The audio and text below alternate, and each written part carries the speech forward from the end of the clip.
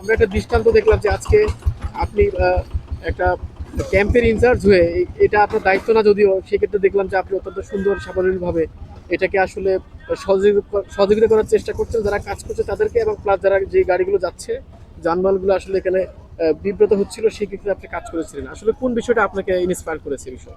ধন্যবাদ। আসলে এই আমাদের ক্যাম্পটা হাইওয়ের পাশে হওয়াতে অনেক সময় হাইওয়ে পার্টি আসার আগ মুহূর্তেই আমরা এই অ্যাকশনে আসতে হয়, এবং এখানে বৃষ্টি দেখেন, প্রতিদিনই বৃষ্টি হচ্ছে এবং রাস্তার যে অবস্থা, আমাদের সিনিয়র স্যারদের নির্দেশনা হচ্ছে আমরা সার্বক্ষণিক এখানে ব্যবস্থা নিচ্ছি, মোটামুটি যতদূর সম্ভব আমাদের পারি সেই অনুযায়ী আমরা ব্যবস্থা নিচ্ছি, এবং ভবিষ্যতেও কাজ শেষ হওয়ার আগ পর্যন্ত আমরা এই ব্যবস্থা নেব।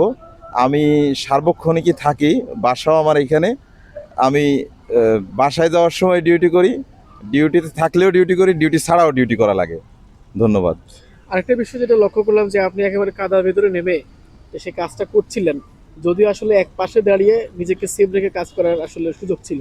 তো এই ক্ষেত্রে আসলে জনসেবাটাই কি আসলে আপনাকে এই ধরনের আসলে নিজেকে কষ্ট দিয়ে অথবা নর্দমায় নেমে কাজ করার ক্ষেত্রে আপনাকে ইন্সপায়ার করে কিনা?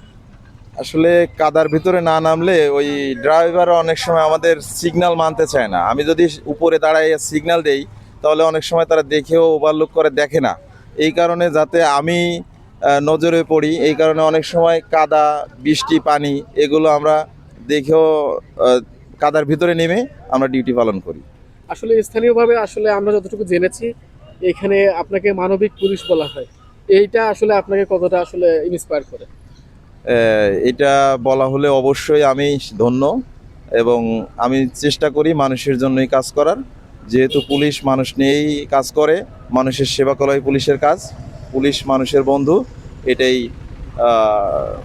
আমি বিশ্বাস করি। ধন্যবাদ।